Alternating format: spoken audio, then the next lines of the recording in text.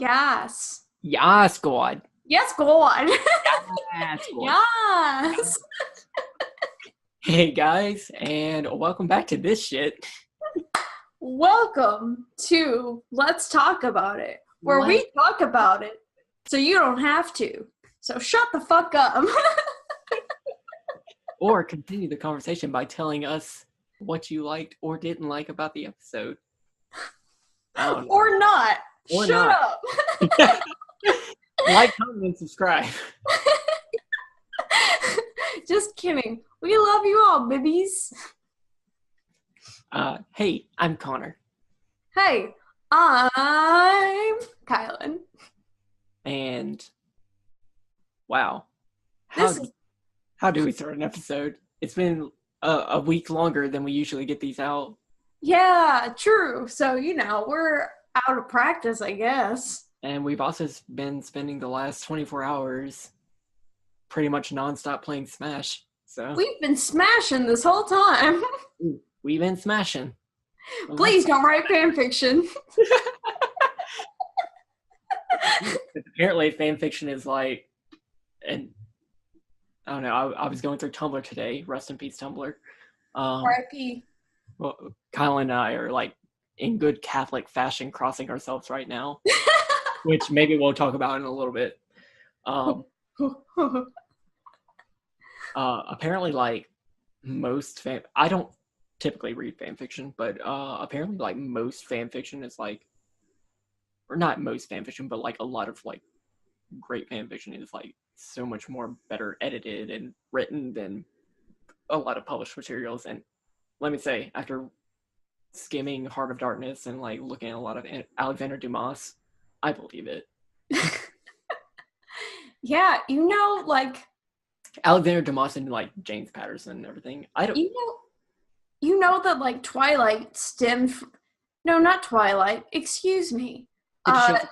50 Shades of Grey stem from Twilight fan fiction. Yeah. And let me say, as someone who has read fan fiction in the past, that I have read fan fiction that is much better than 50 Shades of Grey. I've read My Immortal. I've never actually read My Immortal. I've just seen the memes. But my God, what a trooper, what a veteran. But like, I don't know, a lot of the stuff like My Immortal, which if you're the author of My Immortal, great on you, because you made something that will withstand generations. Like, comment, and subscribe if you wrote My Immortal. But like 50 Shades of Grey and Twilight, they also were very popular and sold well, which I don't know, they might not be well written, but Have you ever read 50 Shades of Grey or any of the books in the series? I've read one page. Oh. And yeah, it was one of those pages. See, I've never actually read it. I used to do this game in the bookstore whenever I was with my ex-boyfriend, where I would, anytime we were there and I found it, I would like flip open a page and start reading, and then he'd be like, Kylen, shut the fuck up. But I remember one time my mother was lecturing me on some shit that I did back whenever I was in high school. And I was kind of just like laying on the floor like a rebellious teen, like, yeah, whatever, Mom. And I'm just like looking around from my vantage point on the floor, and I look under the bed, and underneath the bed is a copy of 50 Shades of Grey. Oh no! So my mom is bitching my ass out, and I'm looking under the bed, and I'm like, okay, whatever, you little horn dog. Reading bad porn that you paid for. I can find better porn for free online. You really can. Which, on that, this is what the episode is now. We had a couple of topics. This is what we're doing now. Play some horny on Maine police sirens. Cobra Connor's displaying the emote right now. It's great. Apparently, like, Pornhub is about to like start being a shelter for all of the NSFW and etc. art and fanfiction and everything. or at least they've offered that. I mean, good on them. Like, Pornhub, low key, a good service. Like, have you seen the thing where they're like, Pornhub will plow your streets for free or whatever? Where No. they'll like go in and like plow the snow off of streets? No. Literally, okay, so I know like two things about Pornhub. Number one, You can beat your meat. number one is whenever they did the April Fool's Cornhub. Yes. And number two, by the way, NSFW apparently for however long this tangent goes off on. Put a corn warning up for people who aren't a fan of corn. Yeah. And number two is whenever you could find, I don't know if they're still up there. I don't think I was ever able to find part one. But you could find the porn called Founding Fathers Get Freaky in the Bedroom, or Founding Fathers Get Naughty in the Bedroom. Yes. And it was just bootleg Hamilton. Yes. Apparently, like, you can find bootleg B-movie on Pornhub, just like a bunch of different things. I don't know. Honestly, if Tumblr's gonna go and be like a shitty little prude, good on Pornhub for expanding. 'Cause now is the time for social media sites to get more pornographic. Yeah. I mean, I'm not into most of it, but I don't really believe in censorship on the internet when it comes to like nudity and sexual content. Yeah, no, I'm the same Violence way. and everything. Yes, please shield my eyes because I really don't want to see that and everything. But apparently that's okay. And fucking make love, not war. Yeah, make lots of love. This is let's talk about an endorsement. Get your freak on. Sex positivity. Nothing less here. Sex positivity, violence, negativity. So make sure you smash responsibly. But we've been playing a lot of Smash. Oh my god, yes. To date this episode, Smash just came out not too long ago. Now, I don't have my own copy, but my boyfriend, TSB, does. And we have been smashing all night long. Ooh, tell me more. Let's talk about it. Hey, let's talk about it. So, I have been a long-time Smasher ever since the 64 version of Smash. And I have loved every iteration of Smash. I am no Smash snob. Anytime you want to Smash, I'm down to Smash. Yeah. Whatever version you want to Smash. So, well, there is some versions that I prefer a little more than others, but I'm not too picky. So we have been playing all night, unlocking characters, because if you're not familiar with the new Smash, although it has the biggest roster yet, they start you off with the original Nintendo 64 roster, which is like 8 characters, I think. Yeah. Maybe. They also kept the 4 unlockable ones for the N64 locked. And because you unlock everything randomly, it's going to, like, you're probably going to unlock some of the newcomers before you ever unlock some of the original 64 stuff. Like, I had, like, most of the roster unlocked before Luigi ever showed up. Yes. You have to work your bitch ass up from the bottom with this game. So I haven't had, just because, this isn't my own copy and we were just, doing regular Smash all night. We had a chance to unlock like several characters, probably no more than 10, but probably around there just tonight because there's so many characters they unlock at such a frequency. But, it's a ton of fun. Like, there's more stuff to do than ever. Like, all the characters from the previous games, plus some. All the stages from old games. Maybe plus some? Have they added? It's not all the ones from previous stages, but it's a lot of them. They did add some. New Donk City, the Dracula Castle. Okay. All of those are new. Okay. Specifically, they got rid of, like, the Metroid and the Star Fox one from the original, just because Brinstar and Corneria were better versions of those. Okay. They got rid of the Pac-Man stage from 3DS, which everyone is very mad about because Pac-Land got in. Mm. But the other like horizontal or vertical scrollers, like the Ice Climbers from Melee, Rumble Falls from Brawl, those are gone. Those were bitches of stages anyway. But yeah, all items plus some new ones. Like, this is the biggest fucking Smash game yet, and you know, One could say it's the ultimate Smash. One might say that. Huh? Call the Nintendo executives now. I have a great idea. But no, it's just, as a longtime fan of the series, like, I don't know, they're always fun. I never have any complaints. I'm not a super serious Smash player. I'm a casual player for sure. Same. I love the stage hazards. I love all items. If I wanted to play a serious fucking fight game, I would play one. But Smash is my fun fucking party game where I just want to like let loose and have a crazy time with my friends. Like, I don't care about the serious strats. Now, if that's how you want to play it, I don't care. But this is just me. Yeah, I mean, to each all their own. Yes. But we're here for memes. We're here for memes and good times. So, Connor, whenever you play Smash, who do you like to main? Well, I actually have unlocked everybody.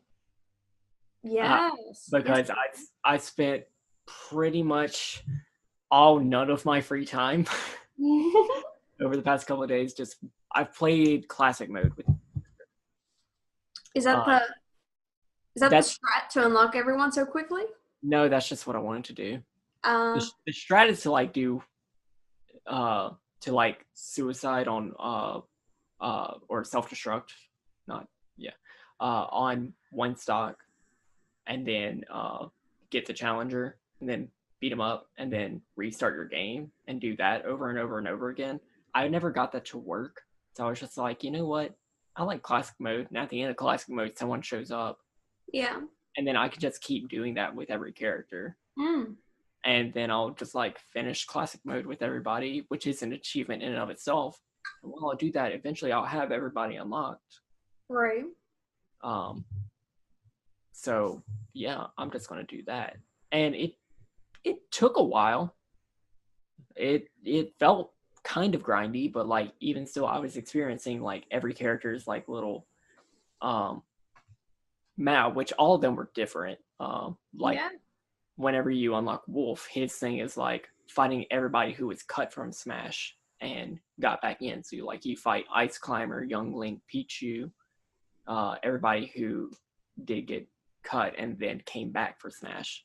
Yeah, the classic mode is super individualized in this game. Yeah. Bayonetta has you fighting like a whole bunch of like angels or like people who stand in for the angels for Bayonetta. Like you fight specifically I was thinking of like Charizard turned white, which sort of stands in for some of the like dragon type angels you fight in that game, which if you want to get the OG of the Cybrwulf channel, go back and watch the Bayonetta streams. They are horrible. Retro fucking memes! Exclamation point, Mercury. Do you ever wonder about my complicated relationship with Mercury? Go back and watch the Bayonetta 1 stream. Mercury is always in retrograde on your channel. Oh boy, is it? But to answer your question, and going off on this tangent, my main is Bayonetta. Yes, queen. I love her. I think her moveset is wonderful, even though she has been nerfed a little bit from Smash. Really? How so? So like her Wicked Weaves, her actual Smash attacks, they don't do quite as much knockback or as much damage, which is probably good. And her Witch Time, now instead of just like trapping somebody in this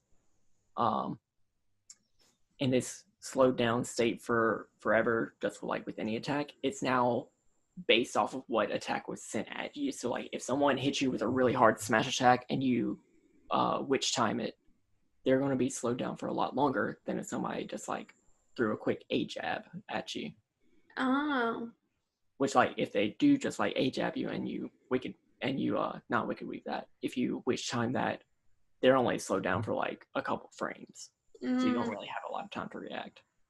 But all of her combos, all of her like shots and everything, most of those are still intact.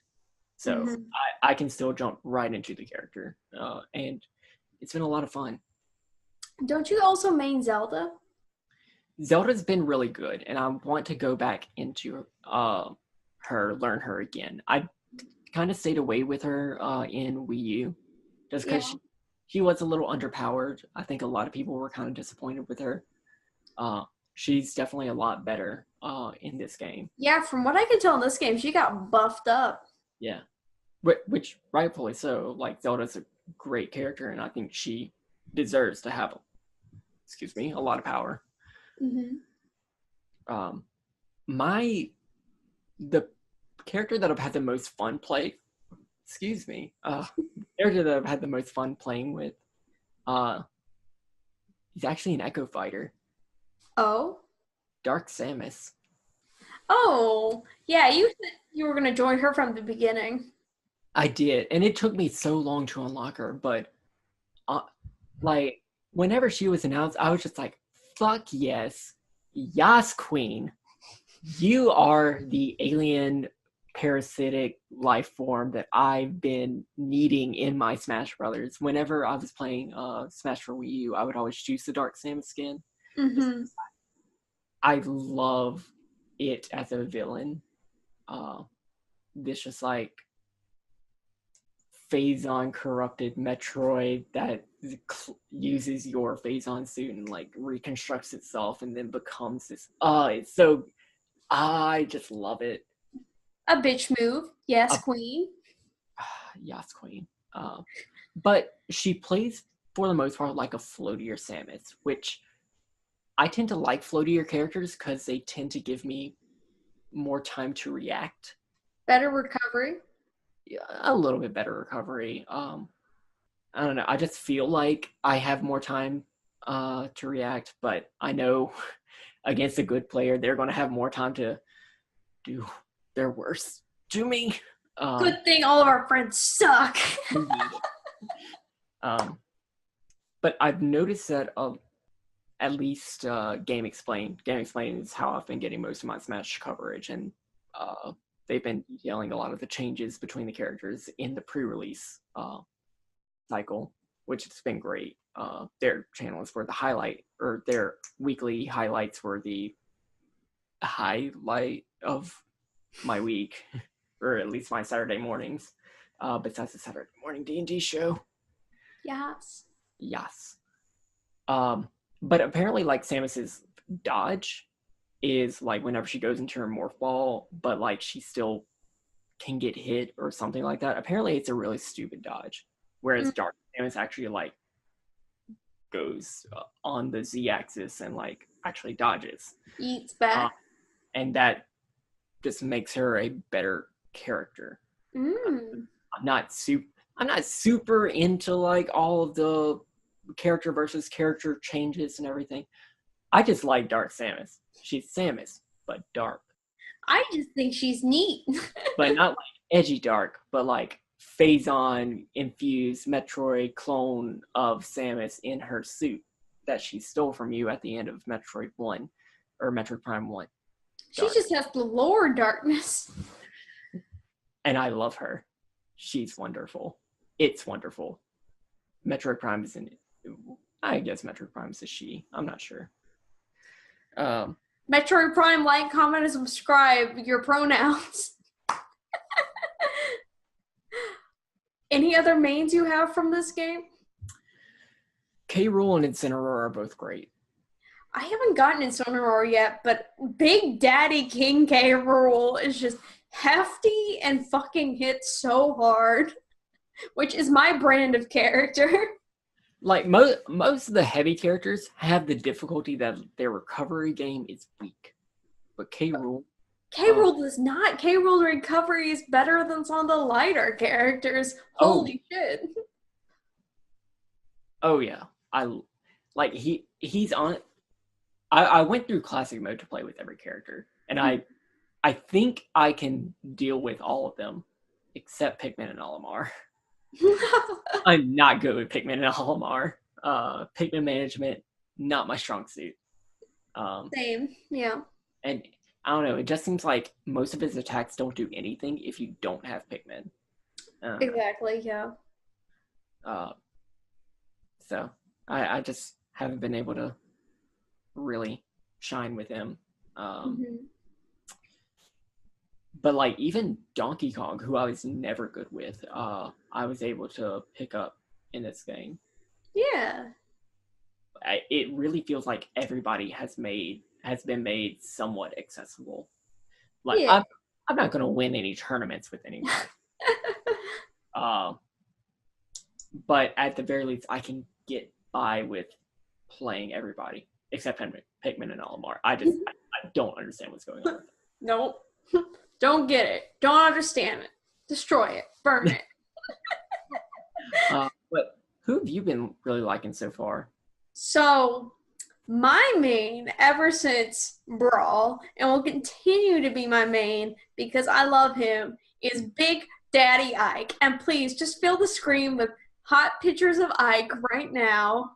Sober Connor, this is for you. Right now, I'm thinking of one specific image that Sober Connor will pick up.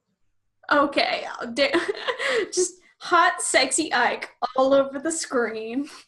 But yes, my main, my crush since like middle school, Ike from Fire Emblem.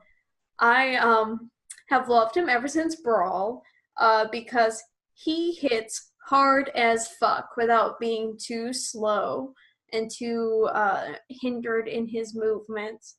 Just hits like a fucking Mack truck, no matter what he does. See, I don't know. I kind of feel like he is still pretty slow. Not compared to like some of like Bowser and like King K. Rool and some of the heavier Ganon. Yeah, I guess it's like comparing him to the other Fire Emblem characters, because out of all of them, he definitely is the slowest. Okay, well, compared to the other Fire Emblem characters, yes. Yeah. But he also hits hard as fuck. And those are the kind of characters I like, where I don't have to be concerned with doing more hits. I can do less hits and make those hits count. That is my play style. You can do a Falco punch. Yes, I am that's me. I'm the charge up for that one really hard fucking hit. But yeah, Ike has been my favorite for years and years and years. And he still is very good in this game. Other than Ike, a very long time favorite of mine, probably since the first game, has been Kirby. Just because I have mastered the fucking wombo combos for Kirby. My Kirby game is ridiculous. I just spam down B. Oh yeah, down B, come out of real quick with the up B, hit him with the side B. A just ridiculous Kirby game.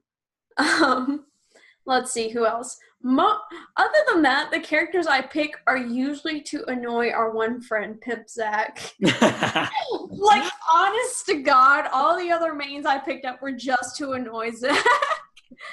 And those mains would be King DDD, which my King DDD game is also ridiculous because he hits hard as fuck.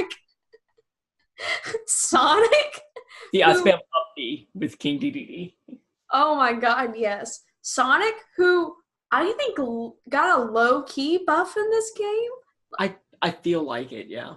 Like, his neutral B is definitely more powered up.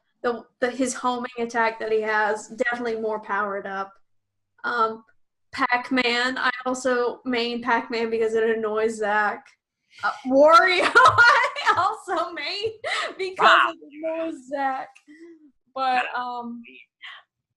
anyone else? I think those are the main ones. Yeah, I pick up characters that annoy people. Just because, like I said, I'm not a super serious Smash player. I just play to mess around with my friends. Also, tiny bit Game & Watch, but only for the sausages. Hot, fresh sausages. Hot sausages. Oh my god. See, like I am personally so excited for the online friends only Smash. Just because in my current situation, I live pretty far away from most of my friends. Yeah. But the friends only lobby situation just is exactly what I wanted out of the game to replicate the IRL experience that I had before. Yeah, it's so hard to do couch competitive or couch co-op whenever the couch spans across all the states. The couch is so far away. And now we're like picking up friends from across the pond. So the couch is extending further. My extended couch. The world's longest couch. Oh my gosh, can we please get the world's longest couch? That would make me so happy. Is there a Guinness World Record for world's longest couch? I have no idea, but Sober Connor is going to find out. Sober Connor, we're making you do so much already. I'm so sorry, but find the world's longest couch for us. Put it in our abandoned frat house whenever couch people becomes a thing. Yes. Yes, couch people. So yeah, have you actually finished Classic with Kirby? No, I haven't played anything besides the regular Smash because, like I said, I don't have my own copy yet. So I'm just playing Classic competitive or Classic cooperative. What? You can? Mm-hmm. Oh, TSB is so fake. But I think he already did Classic with Kirby. Why do you ask? I just really like how not every boss is Master Hand. Yes. But oh my gosh. Like he was doing Luigi's Classic today, and then he was fucking fighting Dracula. Yeah. Which was hard as fuck. The one who shooketh me was Kirby's. Yeah, he didn't say who it was because he couldn't remember, but apparently Kirby's final boss is pretty creepy. Yeah, his spoilers for Smash and also Kirby Superstar Ultra. Spoiler. So Kirby's final boss is Marks, who in Milky Way Wishes in Superstar Ultra tricks Kirby into like going around and going to the Fountain of Dreams to wish for the sun and the moon to stop fighting. But Marks like knocks him out of the way and it's just like, I want to control Popstar. But I got you to do all this. Now I'm going to kill you. Karl Marx, why?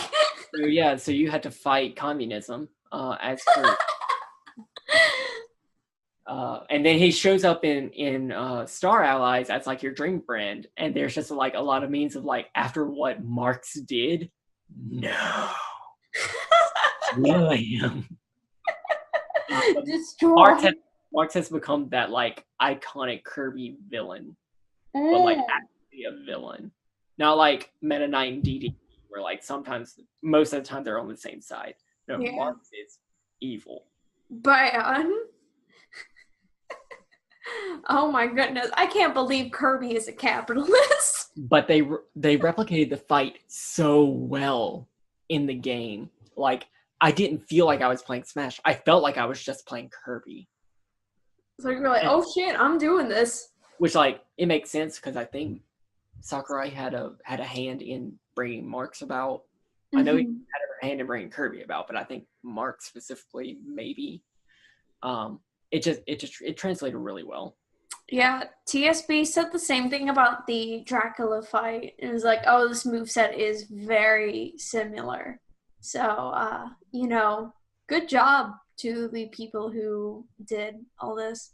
Yeah. Although there was, from the little bits of Classic I saw, there were opportunities I think that were missed. Like, he was doing a Pikachu's Classic, and it has like a little Mewtwo fight, but then it goes to Master Hand, and I'm like, come on, I'm sure there's like some legendary Pokemon you could have put in there that wasn't being used. I wish they would have just brought the Rayquaza fight from Melee. Literally, Yeah, the one from Brawl. Literally, that's what I said. I'm like, there was a precedent here. Like, you could have plugged that bitch back in. Yeah, it surprises me that out of all the Brawl bosses they could have brought back, Gallium was the one. Because I felt like I played Smash Subspace Emissary not too long ago on the stream as like Yeah. Gallium just seemed annoying. Yeah. Like cause you had to fight him twice. Like I thought that was Yes, that bitch. boring and repetitive, and I mean I'm glad he's like back to back too. Yeah, I'm glad that they brought back a boss from Brawl. That bitch. There was a lot of really cool bosses. Oh my goodness. You could have brought Connor. back. Yes. Hello. To bring this a little off topic, but still on topic, what are you thinking about the first announced DLC character? I did not see it coming. We never saw it coming. Oh my gosh. So I love Persona 5. And like whenever context, real quick context. So the protagonist from Persona 5, colloquially known as Joker, has been announced for the first DLC character, which shook everyone, I feel like. We have no idea how he plays right now because all we have is like the announcement trailer, which was done completely in the Persona 5 animation style. Which is great. That's how you need to announce that character. I felt like Persona, or asking for Persona to be represented in Smash was like representing Danganronpa in Smash. How the fuck are you going to get Monokuma in there? Like, it's punishment time, bitch. Yeah, it's punishment time. But Persona 5 was a triumph. Its stylistic achievements are, oh my gosh, it's so good. And I even remember back whenever Persona 5 was still being developed, they were just like, we didn't mean for this to be as stylized as it is, but we're not mad about it. And I don't think anyone's mad about it. Oh my gosh. But we've been fans of this series for a while. Like both did you play Persona 4 before our time at the University of such and such? I played it after our freshman year at the University such and such. That summer, I played Persona 4. Yeah. I played through it twice that summer. That's how much I love Persona 4. I finished it and immediately started a new game. Yeah, I feel like I should have, but I also missed a couple of things, so I didn't want to start a new game where I couldn't get everything. Mm-hmm. But I started with P3P. I got a Vita and immediately started playing through Persona 3 while we were all watching Breaking Bad. Oh yes. Those were times. Everybody else was watching Breaking Bad and I was playing Persona 3. And I played Persona 4. And oh my gosh, it was so good. And then whenever Persona 5 came out, I remember Amazon fucked up and gave and they gave me mine a day early. Oh yes. So I was able to get a head start on everybody, which is great because I was a very busy senior in my very last semester of college. And so busy. I needed a head start on everybody. Oh yes. Oof. So listen. It's so good. I need to that he's coming in. I need to very quickly take a break. So let's very quickly put in some break music. Make it Persona related, I guess. Ooh, I can do that. All right. Aria of the Soul. Go. Go. Break time. Woo!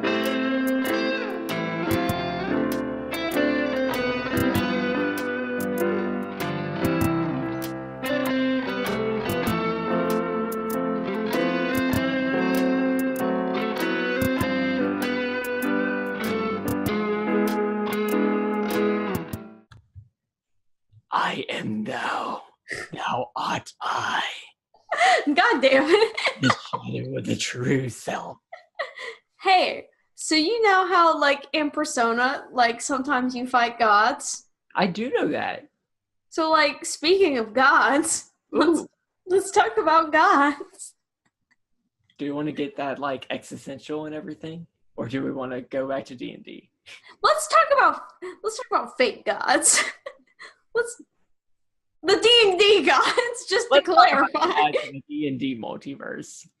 Yes, not to, this isn't a call out pose. We're just talking about D&D. All right. Have you played any clerics? The only time I've actually officially played a cleric was in the Lost Mines of Phandelver, where they had those pre-gen characters, and I played a dwarf cleric. Reinhardt Rockseeker! Yes, Reinhardt Rockseeker. And I couldn't even pronounce the name of my god, and I wasn't entirely sure what he did, because it was my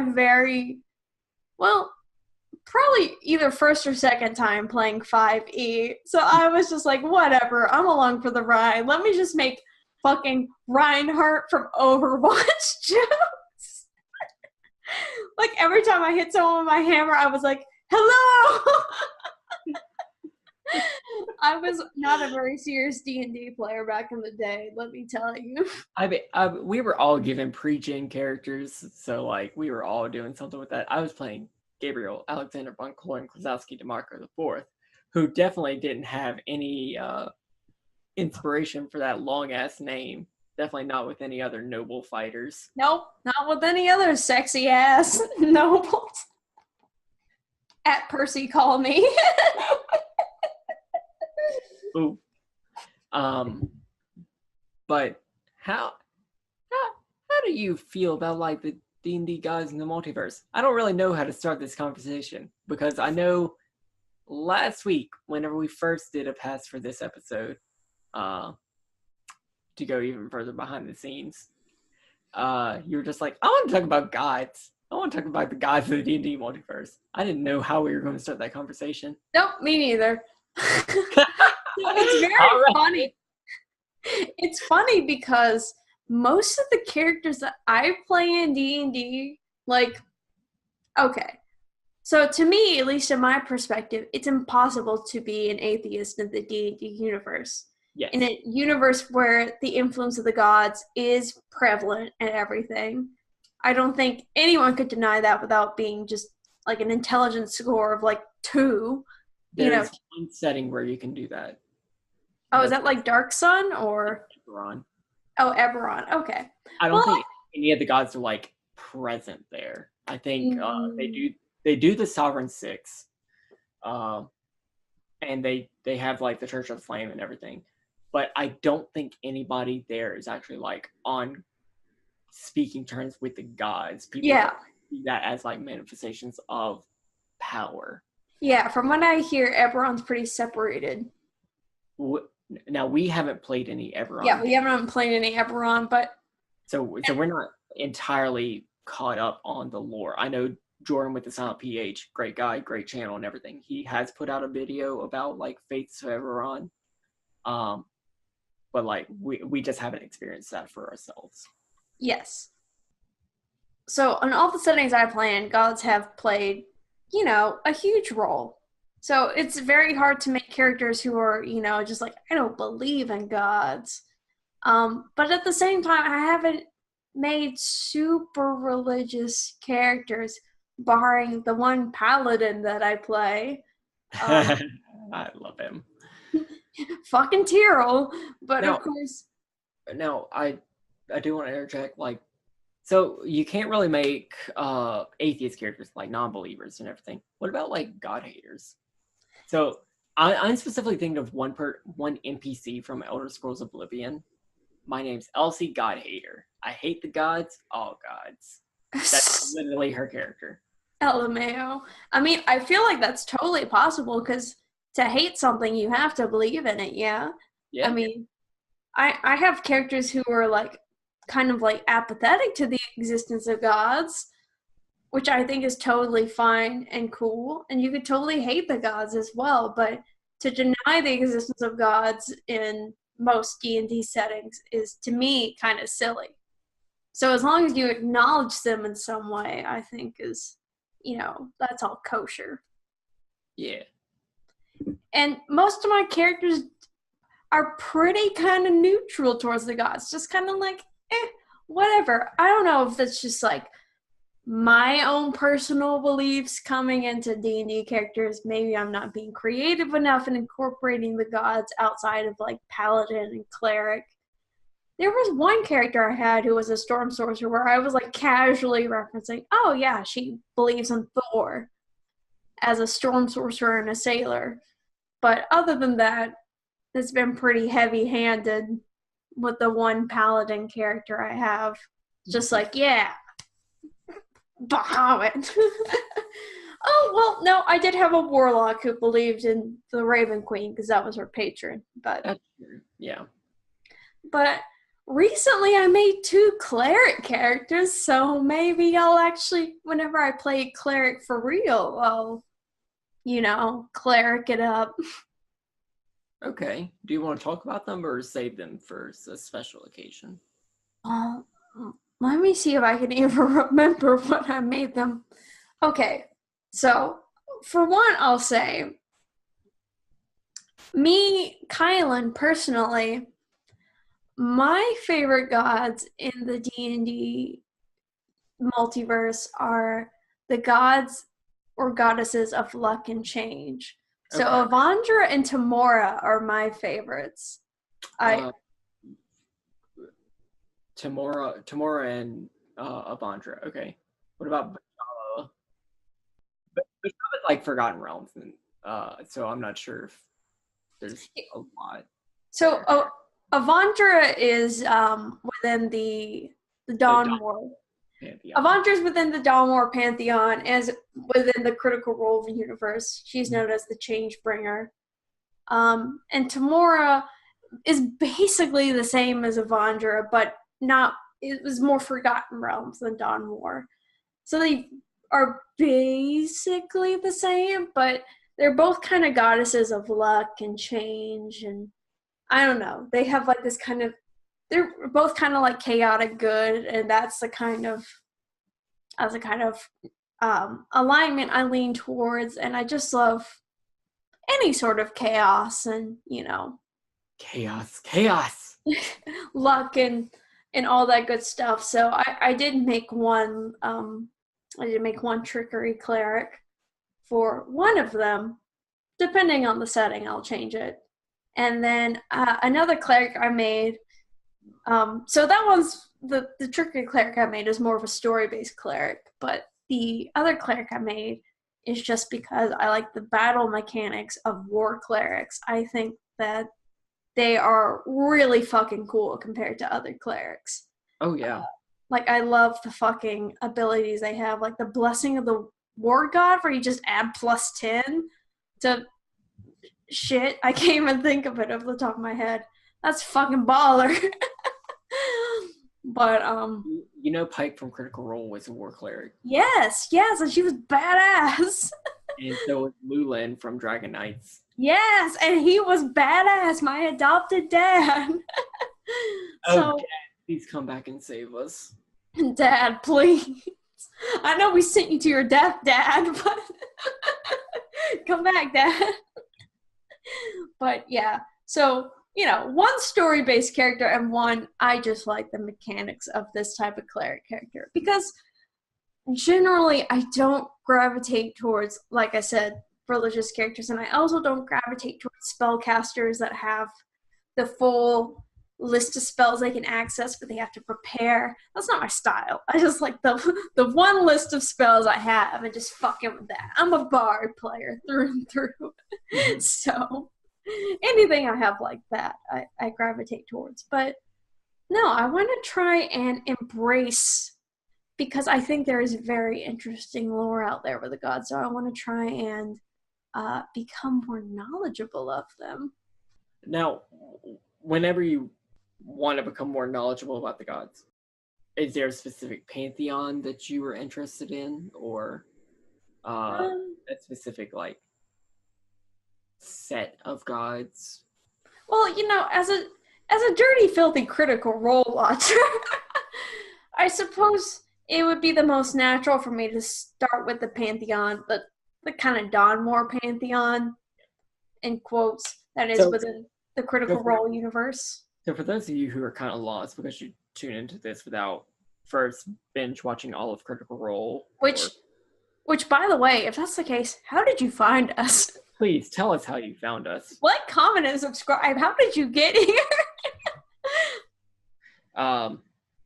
The Dawn War Pantheon is something that you can find in 5th edition by not looking in the player's handbook, but looking in the Dungeon Master's Guide. In the very first chapter of the book, A World of Your Own, in subsection, The Gods of Your World, they give you like the sample gods of the Dawn War Pantheon, which pretty much god for god in the Critical Role source book, just under different names, with the exception of one god, Saren Ray, the Everlight in the Critical Role campaign setting, which comes from Pathfinder, Paizo's role-playing game.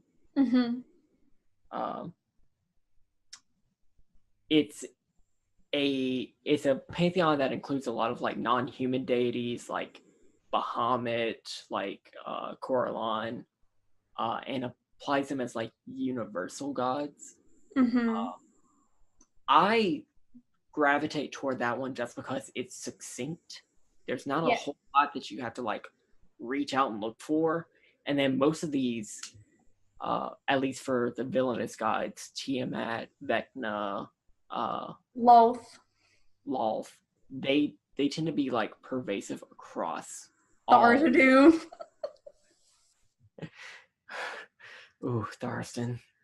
Oof. About them. Trauma.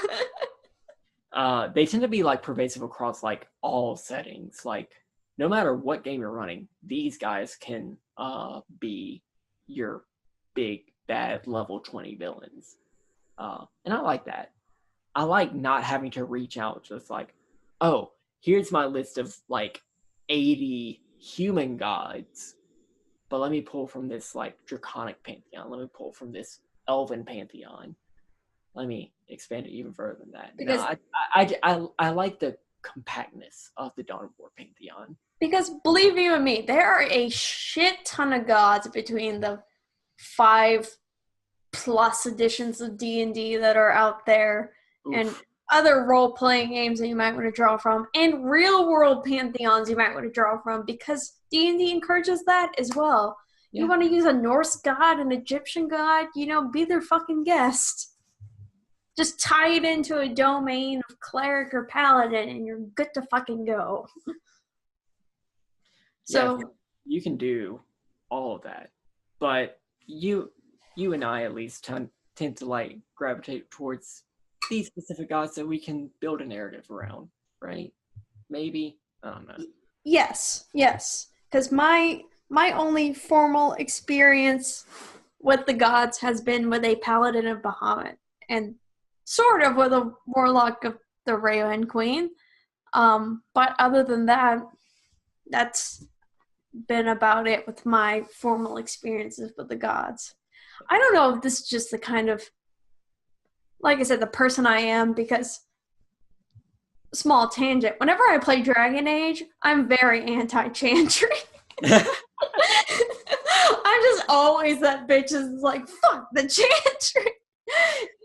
And I'm like, oh, I'm going to make a character that's pro-chantry, and then I end up going against it. So maybe that's just Skyrim. I can never find a character who's like sides with the Nords, sides with the... Because I'm not about that life. I'm really not. Fuck you, Nords. Well, see, I usually play a Nord. It's just like Empire School. But like you have this one specific character that you have a divine focus on, or at least that you've played so far. Yes. Maybe there'll be games in the future that you can play these other guys with, maybe in one-shots and other things in the future. Yeah, perhaps so. Depends on how much story narrative you want to put in that. Because I know I make characters that I like want to explore, but I don't want to like use them in a one-shot. I kind of do both. There are some characters that I just like immediately know the story for, and I'm just like, yes, this is exactly what I want to use them for. And other characters, I'm just like, I just want to try this out. I just want to try this build out. I don't know exactly what I want to do with them, so maybe let me just plug them into whatever random shit you have going on, and let's do this. So I can go either way. But I have plenty of both kinds of characters sitting on the back burner right now, just because, I don't know, you know how writers, they'll be like in the shower, just eating dinner or something, and they'll be like, oh, I thought of a great line of my story or whatever. That's me with D&D characters. I'll be sitting there eating mashed potatoes, and I'll be like, oh, but what if I did this race in this class? It's me typing on D&D Beyond. Oof. D&D Beyond does not sponsor this in any way. But if you want to. Like, comment, and subscribe, D&D Beyond, if. Now, I haven't been able to do that. In fact, I've gotten to the bottom of my list of characters that I want to play. I still have one on the back burner. Oh, wow. Look at you.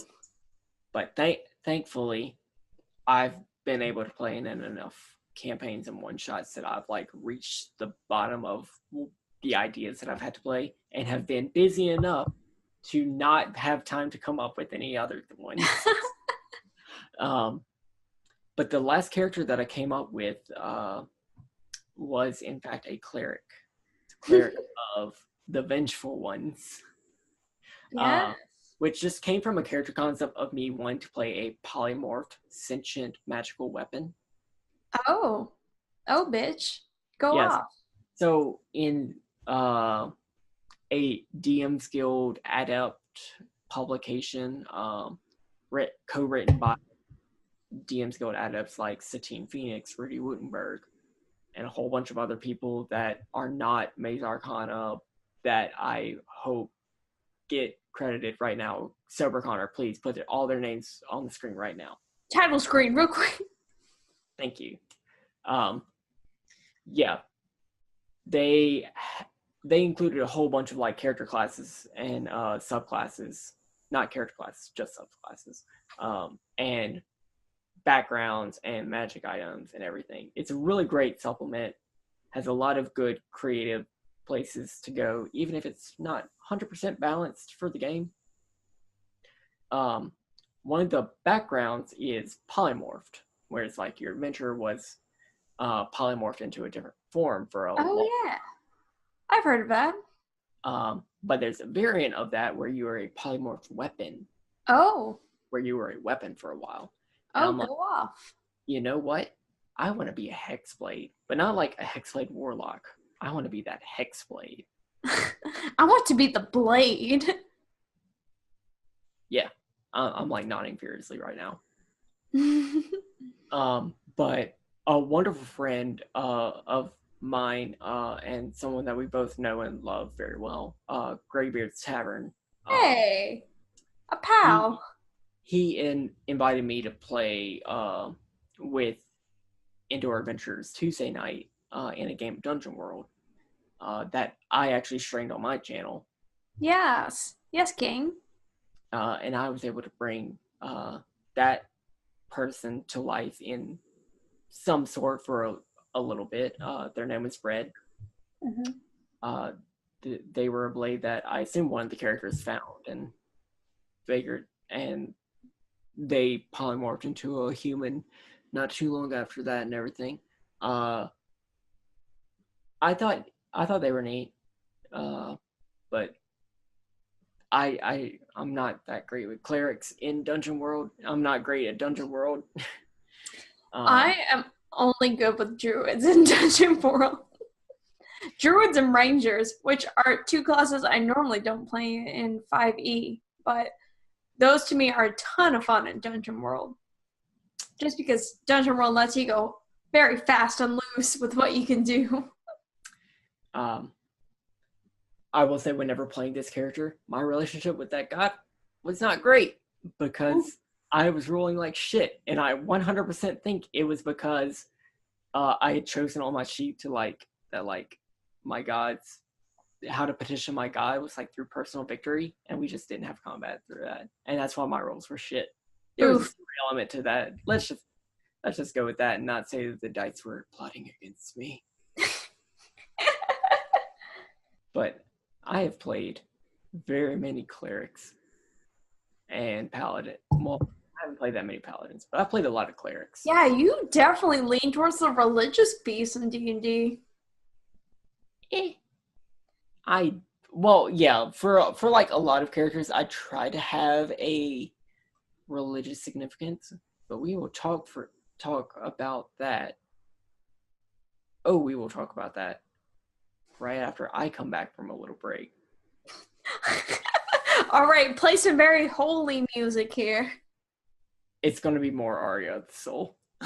Okay, that works too.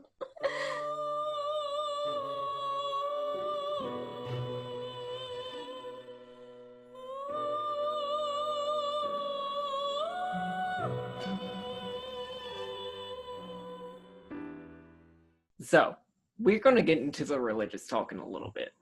Yes. Not really. We're going to talk about my characters. And their ties with religion. But our longtime listeners may have picked up by now. Cough. We never talked about what we were drinking. No, we certainly did not. So, Kyle with an N. Me. What are you drinking? Well, our longtime listeners will be happy to know that it's not much different from what I usually drink. It's fucking rum and Coke. I'm a simple woman of simple taste. And the old tried and true dark liquor never steers me wrong. I mean, we've been having a lot of very good experiences with rum and other liquids. Yeah, some dairy products. So why stop now? I don't see a good reason to. Conno with an R. Oh God. What are you drinking? I am actually drinking something very near and dear to my heart, which is not coffee. Not the coffee, registered trademark. It is a little thing that I was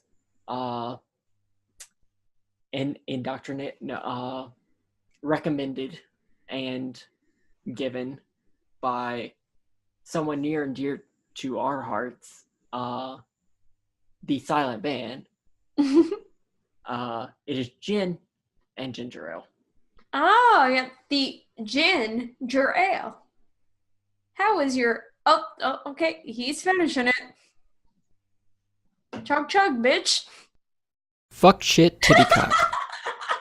Do you want to leave that in? Nope. I was chanting some Greek letters that no one needs to know. So how was your ginger ale? Very good. I actually do not have any ginger ale in the house. I picked that one bottle up going to CVS earlier today. I also bought my shit from CVS today. Oh, same hat. Oh, Brian Waves. Brian Waves. You want to explain Brian Waves? Because I brought it up in chat today, but I don't think I ever explained. We never explained it. Yeah, no. That's like an in-house inside joke between our friend group, but just... You know how whenever your friend makes a shitty typo in the group chat and you just roast them forever? That's how Brian Waves came about. So I think one time, like, two people probably said something at the same time at the group chat, and someone typed out, "Oh, Brian Waves," instead of brain waves. So it just fucking stuck. So anytime you see Connor or I post Brian waves somewhere on the internet, that's You're the not origin. referencing Brian Wayne Foster. Yes, longtime friend of the show, Brian Wayne Foster. Like, comment, and subscribe. We're actually just like, oh my gosh, we're on the same wavelength. We have those Brian waves. Yes, same hat. um, you okay over there? Is your familiar getting up to stuff? No, I just heard like someone opening the door real loud, which is probably TSB and not my cat. I mean, we don't know. Vax did multi-class many He things. he really gets up to some shit though. Like ever since we've changed his food, and he does not have food sitting out most of the day, just because you can't keep wet food out; it's stinky. He's been a real fucking bitch about what he will do to try and get into some food. Like, he will climb up onto the countertop and try to lick dirty plates from the sink. He will, one time, he somehow managed to get into a cabinet under the sink where some dry food was being kept, his old dry food, but like shut himself inside the fucking cabinet so where he was stuck. And we had like left to go buy groceries or something. So we come back like an hour and a half or like half an hour later, I guess. And like we couldn't find Vax and we hear some meowing. And we let him out and that fucking tubby wombus. He had gorged himself on dry food, and like I could feel his little stomach. He was so fucking full. He felt so chubby. That fucking bitch. Vax. Yeah, it's so funny because Vax is not fat at all, but all the names I call him are like Tubby Wombus, Chubs, Chubs McGubs, Tubby. I'm so mean to him. Everything for the fat cat on Neko. Yes. Because Vax has the mind of a fat cat. We just don't feed him enough for him to be tubby. Oh, well, that's good. You're teaching him portion control. Fucking bitch, though. So, the one shot that I'm going to run on Monday. Oh, yeah. Does need to feature a sort of like cat god. This is turning out to be a much better segue than I originally thought it would be. And I, intend to use Oketra from not a D&D setting, but like Amonkhet from Magic the Gathering, which does have a like 5th edition article on it. It's like one of the Egyptian stand-ins. I think she's supposed to like stand in for Sekhmet from Egyptian mythology. I'm gonna be using that guy. It's probably not gonna like have that much of a narrative weight to the adventure that I'm running, but yeah, I totally plan on pulling that in because I don't want to like bring in any other like Forgotten Realms or anything gods because I don't think there is a cat god. Yeah. So I'm now, if you want to give that cat god the personality of my cat, Vax, feel free to do so because they would be a fucking bitch.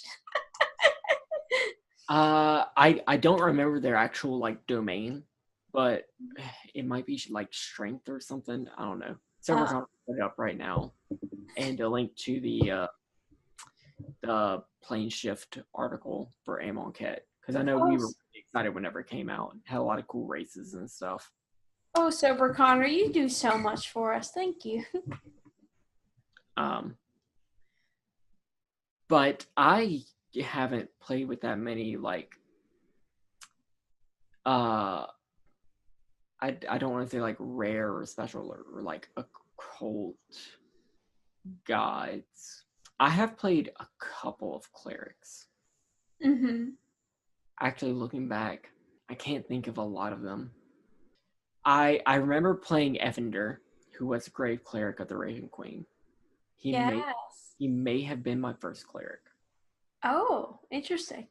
I don't think I've played that many 5th edition characters. I certainly haven't played that many like Pathfinder or anything characters. Mm-hmm. That's not to say that I haven't played a lot of characters who have relations to gods. Mm-hmm. Evander was probably the first cleric because like Camille.cnd was introducing new people to 5th edition, and I was just like, okay, well they're probably going to need a healer if I play this cleric. Mm-hmm. But I also, this is like a realization of myself like later on, hindsight's 2020.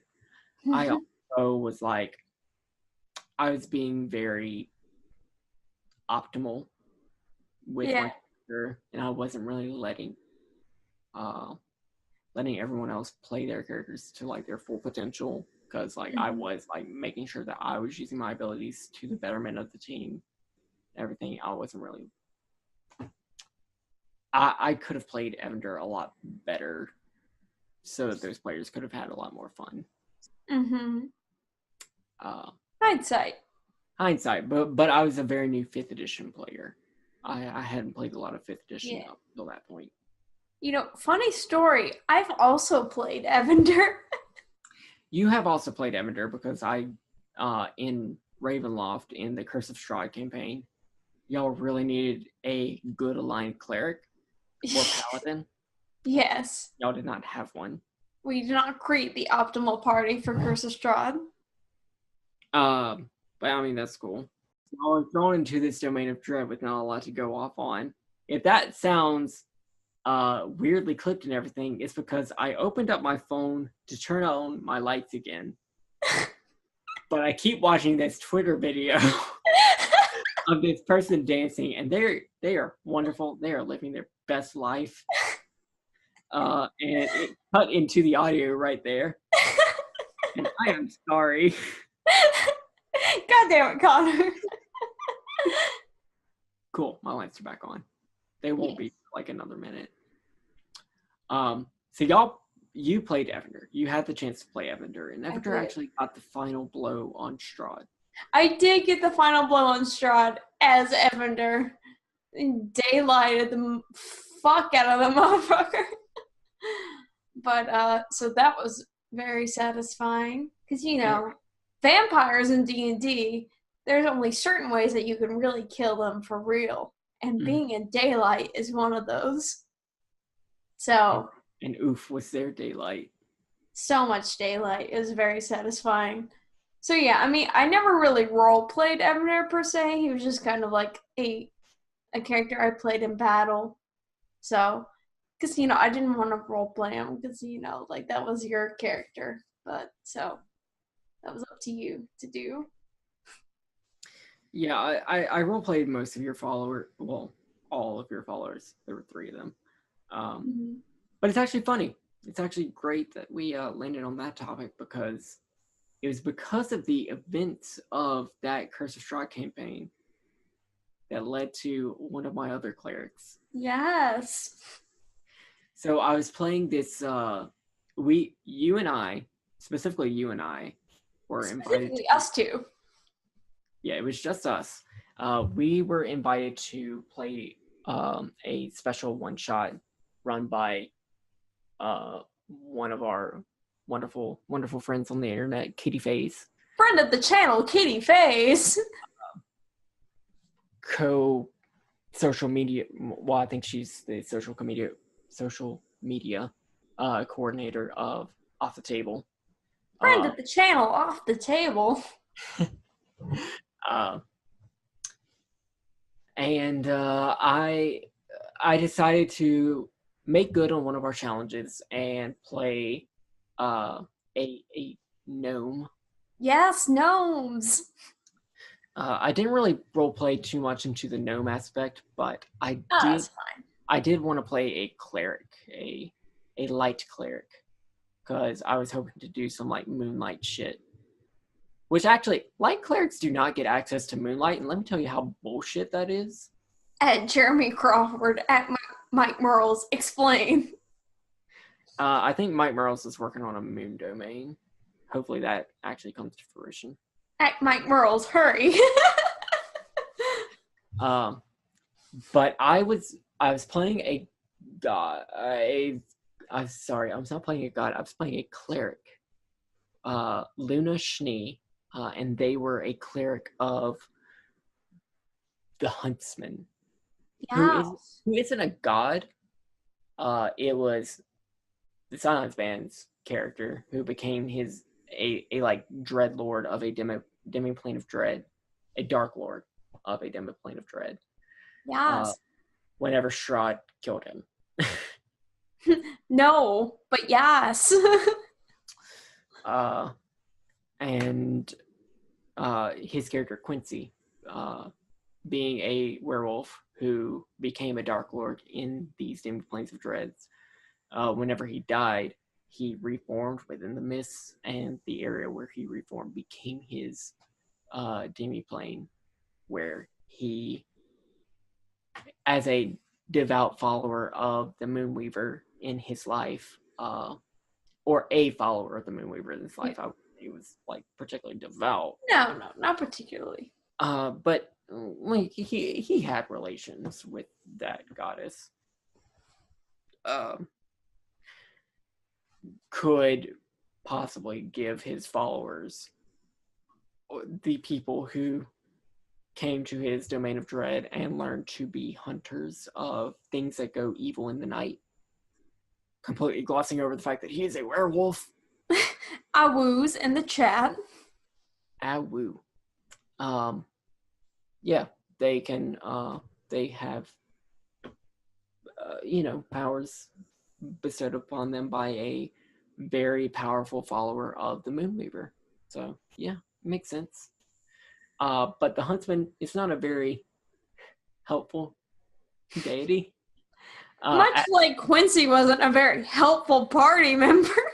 Oh, shade. The Huntsman did not guide Luna's path very well. They were not great on their roles for divinity and stuff, but it fit. The Huntsman will guide my path. Rolls natural 1. I feel like the Huntsman is a very dudist god. God. Much like TSB. TSB. I don't think I've played that many other like devout characters. There was Jaharth, who was a paladin. Mm-hmm. I had 2 different origin stories for Jaharth. Jaharth was the very first character that I played in a live stream role-playing setting. You can find the VOD on this channel if you scroll through the RPG content playlist. Mm-hmm. But very good friend of both of ours, Sir Lucian of Sir Lucian Gaming. Friend of the channel, Sir Lucian. Eventually, I'm gonna have to like start doing something every time you say friend of the channel. Maybe some confetti. We'll say that for season 2. Yes, when we have the bigger budget. A budget of actual money. Friend of the channels. Money. PayPal. Friend of the channel. Money. Very first character that I played for Sir Lucian's channel. It was like this like subscriber to his Saturday morning D&D show thing that he was doing. And I was just like, okay, well, I'm about to start trying to do Twitch. Let me see if I can do this. And he was going to run from the Critical Role campaign guide. He wanted to do something with the Alabaster Sierras. Mm-hmm. That involved Tharistan, the Chained Oblivion, which we'll talk about. Oh, we'll talk about that. Ooh, what do you call that parkour move? That is the 360, 720, 180 Xbox PlayStation, Nintendo Switch. Ooh, that is a name. But I didn't know anything going into that one shot except like, oh, well, it's going to be Critical Role. Well, I've read the Critical Role guide, so like I know that this takes place at this specific point in Critical Role Campaign 1. So let me make this character whose backstory is like they were a soldier for Draconia. Well, first off, I rolled shit for my stats. I had 2 positive stats. The rest of them were 6, 7s, and 8s. Bah. So I was like, okay, I need to make a character who only has 2 stats. Dragonborn Paladin. LMAO. So yeah, I tried to like min-max that. And I was like, okay, Dragonborn Paladin. I'm going to be a soldier for Draconia who fled whenever the Frigid Doom came. Mm-hmm. I'm like, okay, I'm going to do Conquest Paladin because I think that shit sounds tight. It has a really cool narrative element. Let me do that. But, you know, Conquest sounds kind of evil. Yeah. You know what? I'll follow Tiamat.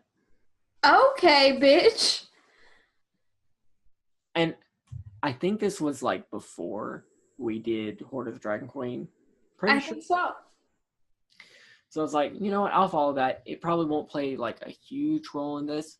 Turns out the guys that you follow actually did play a huge role in this because it was like we were before the end of the calamity and like we were going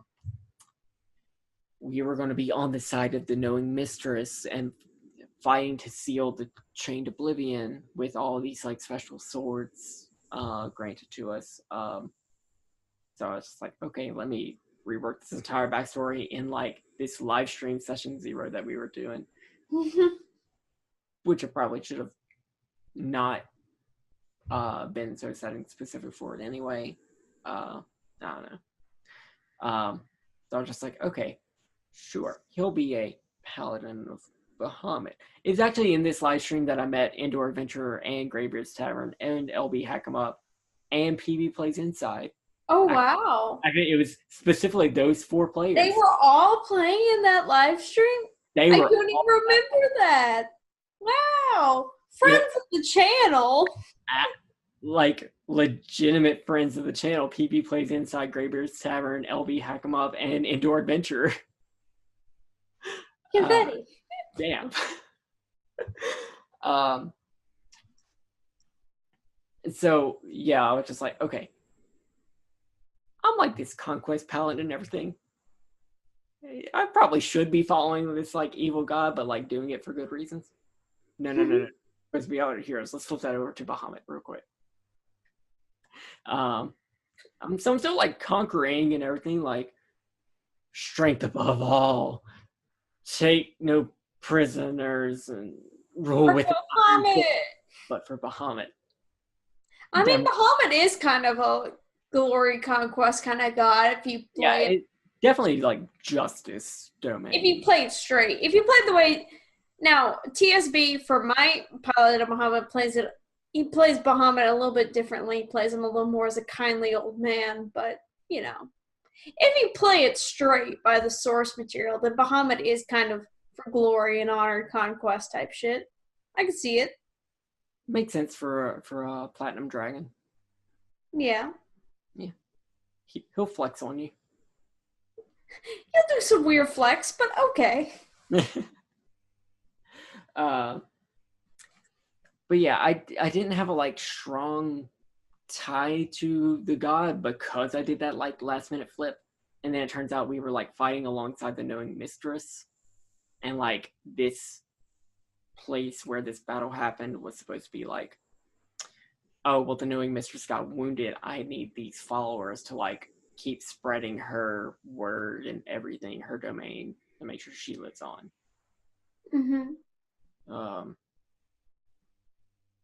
I've tried to bring Jaharth back for other things. Like Jaharth was the tavern owner for Emon Dragon Heist. Oh shit! Yeah. Our little home game. That's why that sounds so fucking familiar. But yeah, I haven't really revisited him. I was gonna bring him back for a one shot that we were gonna do again on Sir Lucian's channel, just because I rolled shit for stats again. Oh. In a game that we were supposed to play with Jordan with the Silent PH. Again, cool dude, great lore videos. Check him out. Friend of the channel. Actual friend of the channel. But yeah, never really revisited that character. I don't think I've actually done that many more clerics. Wow. So we're not very religious D&D players, are we? Nah. I have done other characters who have relations to gods Mm-hmm. to foil your Bahamut paladin. I like Tiamat. You do. Which, by the way, I am wearing my Archon the Cruel Tiamat shirt. Ooh. Coincidentally. I have a character who is a foil to your Bahamut paladin. Yes. Who has a relationship with Tiamat. Mm-hmm. Is Rogar. We are raising a son together. We are. We're co-parents. And he hasn't had a lot of conversation with Tiamat. In fact, he's only had like the one conversation, which was save this dragon egg. Mm-hmm. Protect her again. And he's like tried to contact her again, but just keeps rolling like shit on his religion checks, which is probably good. Because good. Tiamat is the big bad evil guy of this particular campaign. Tiamat's a 5-headed bitch. Excuse you. I will not be excused.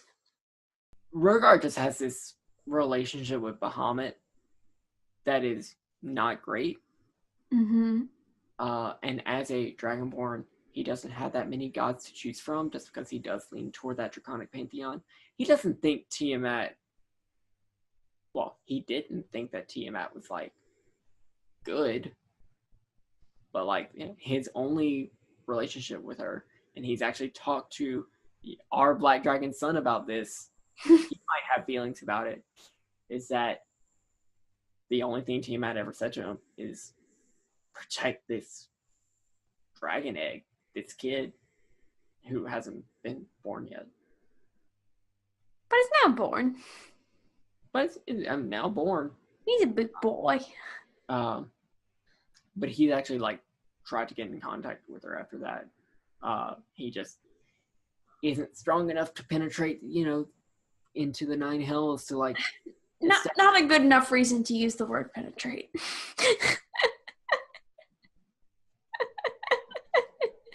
It's a word. There are many words here that are probably not the best ones to be used. Fuck, shit, titty cock are 4 of them. Oh God. Friend of the show. Friend of the show. Fuck tick bitty talk.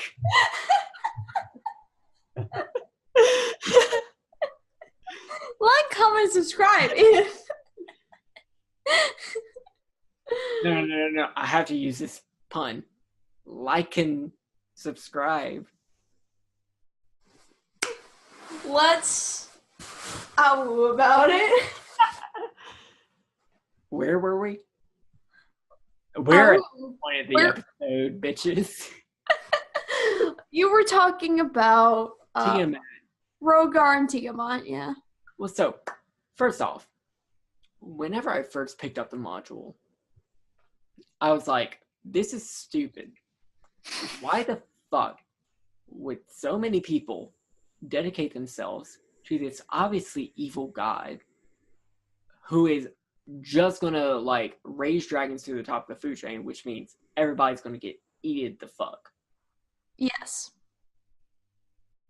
Cut to like a year later, my bitch ass, Yes, Tiamat. Yes, Hey, queen. mama. Yes, queen, queen, queen, queen, and queen. Yes. Uh, I I like her. Like, I feel like dragons deserve that, like, that matriarch. And I don't know. You're always gonna have people who are like sold on avarice and having wealth being power and everything. So I get it. Um, the way I keep thinking of her is this like sed- sort of seductive, just like, yes, you are my children. Spread all all this like destruction and everything because you deserve to be at the top of the food chain. You deserve all this wealth and power. No, I'm So, so funny. I get way too into character. So like if one of my characters is so against like something, it'll affect my perception of them anytime I hear about them anywhere, basically. mhm. So my character is a Paladin Bahamut who, as a forward gold dragon, has like a very personal vendetta against Tiamat. So now whenever I see Tiamat in anything ever, I'm just like, ooh, boo, that bitch, I can't stand her. Well, see, I'm lucky because like before we did all this, we had a wonderful um, paladin of Tiamat show up in a work of fiction that we both enjoy. Actually, a couple of them, and you've actually met him.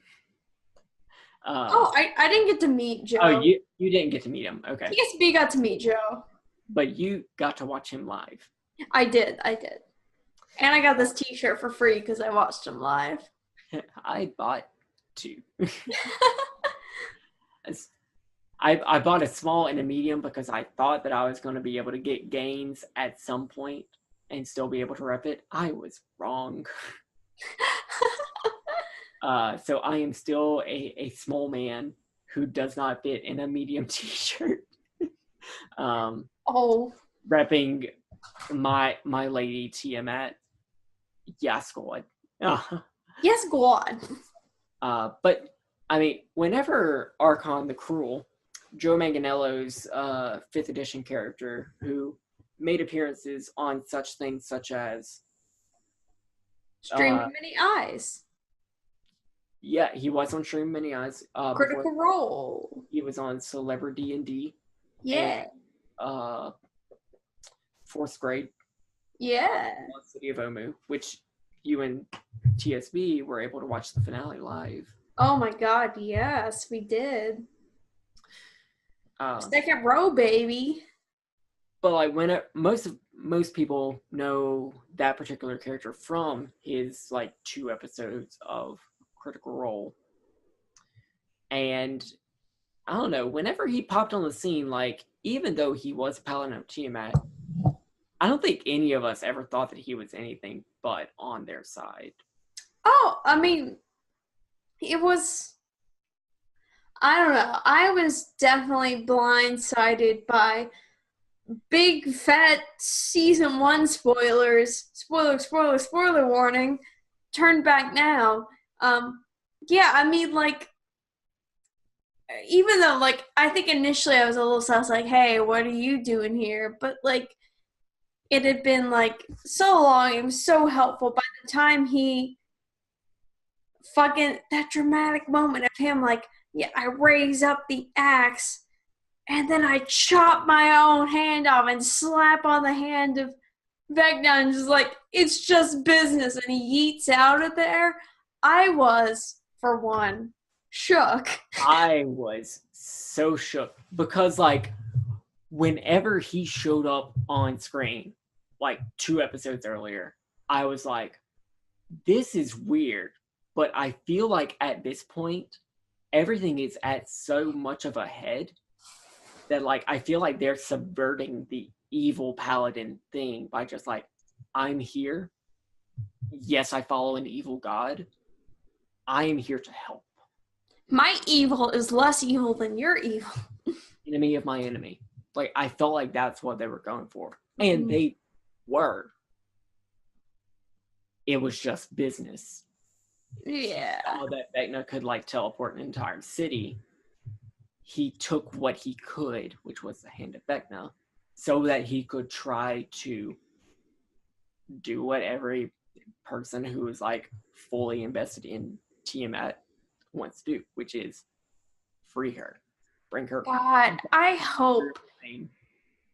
been hoping since the end of campaign 1 that we would see Archon again in campaign 2 later down the line, especially that we have some hints of a dragon cult with, Kaliana's character and her backstory. God, I hope to God we see Archon again. It's I a want. PvP action. I don't know. Have you? Did you finish the Stream Many Eyes Jox Machina thing? No, I didn't. I haven't had a chance to watch it yet. Neither have I. So I feel like there's like lore there that I should probably finish before I do what I'm really, really want to, which is run Tyranny of Dragons Yes. in Tal'Dorei. Yes, King. Yes, King Taldori. Because it will include Archon the Cruel. Fittingly so. Yeah, it has to, because like I'm not going to giant spoiler Tyranny of Dragons because we're still playing through that. But I have read some of it. Mm-hmm. I know where it ends at least. Archon would need to make an appearance. Of course. Of course, of course. But yeah, I would love to do that. But I am a big fat Tiamat apologist.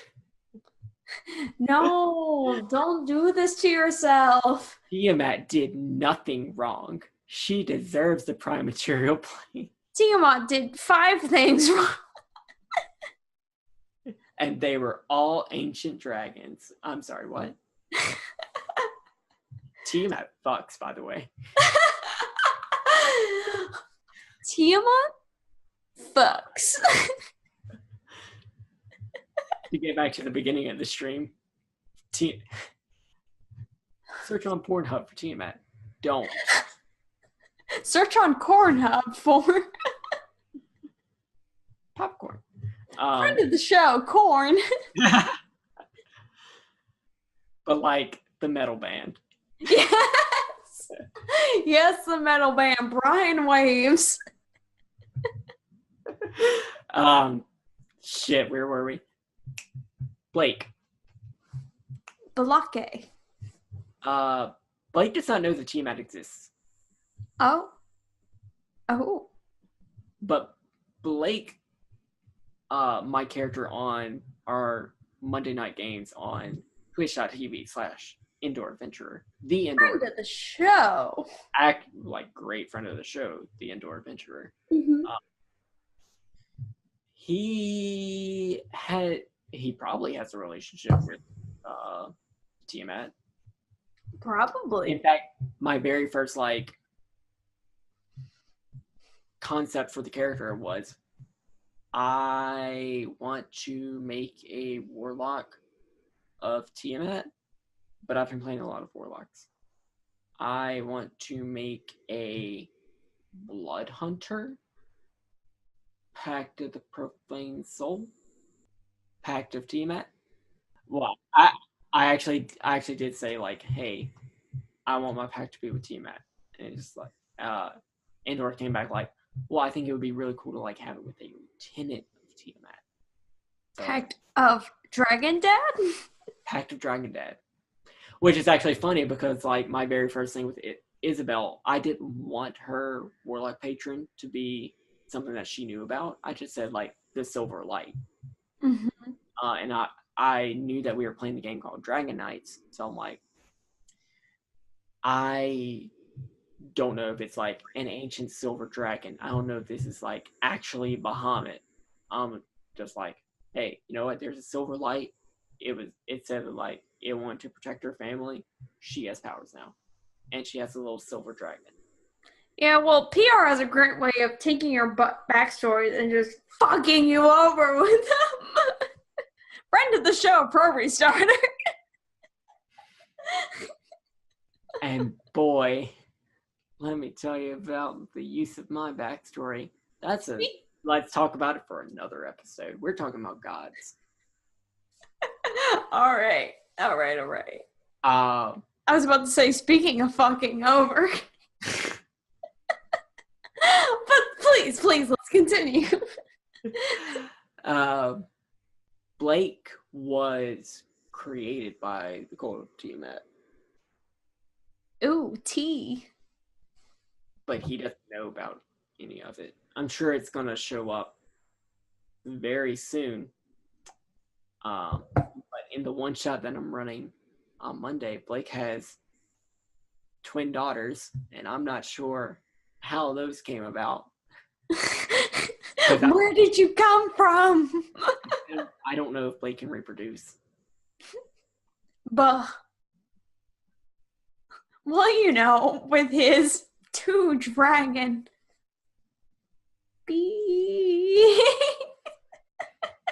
With his 2-dragon fuck shit titty cocks. No, it's not better if the expletive is worse.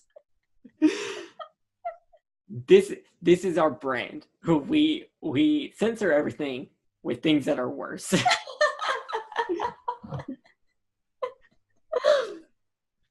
Oh, you say fuck shit titty cock? Well, let me preface that with a fuck shit titty cock. Let's up the ante. Yeah, so two baby Blake daughters. We got 2 baby Blake daughters. I don't know what gods they worship. It's a druid and a wizard. So probably not the same gods that Blake worships. If Blake worships any. But actually, out of the original 4 keeps, Blake is the only one who does not worship a god. Oh, interesting. Because we have a paladin and a cleric. Mm-hmm. Our barbarian worships the god of strength. I think it's Talos. Mm-hmm. So yeah, it's either Talos or I'm not sure. Interessante. But I made that backstory point like he was created by the cult of Tiamat or whatever. Maybe that'll come up. Right now he's been talking to his dragon dad. He hasn't mentioned Tiamat. He probably doesn't worship Tiamat. We'll see. We will see. We will see. But I don't think I've made any other clerics. That's not true. That is true. See, I did make a Tabaxi nature cleric for a one-shot in one of my home games.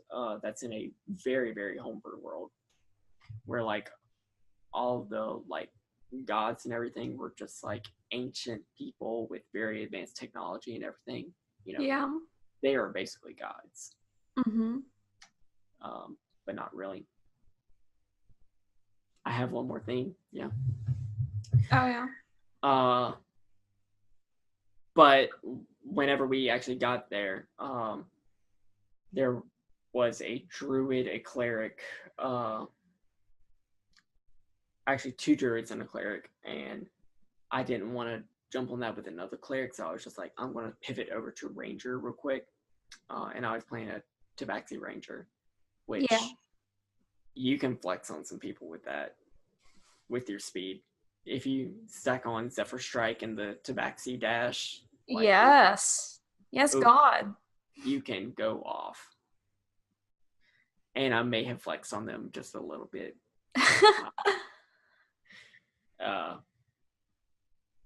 Another reason why I just really don't like playing optimal builds. Mm-hmm. I just don't feel like flexing on other players is fun. Yeah. I have a character who has died and been retired, Jason. R.I.P. Who has become a sort of... He came back for a little bit, but he was like this disembodied consciousness. who my DM, this is the same campaign as the Tabaxi Cleric. The DM was shaping to be like one of the first, what would eventually be known as gods in this world. The character that I'm playing right now is someone who has been exposed to this entity, who just exists in the desert of this world. Very aligned with narcotics and hallucinogens.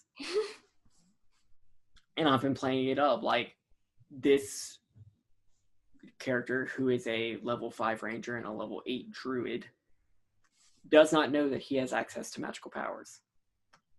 He gets high.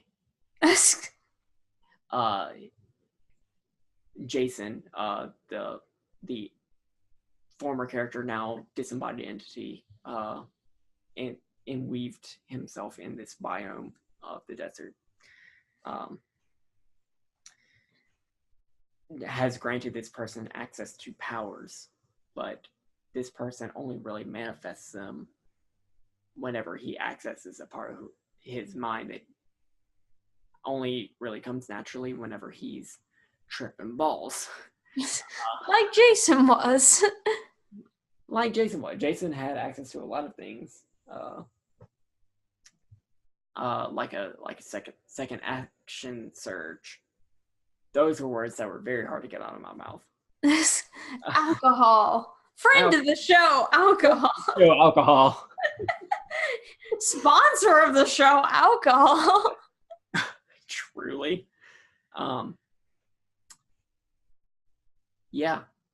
He is wild shaped. He does not know that that is a thing that he can do.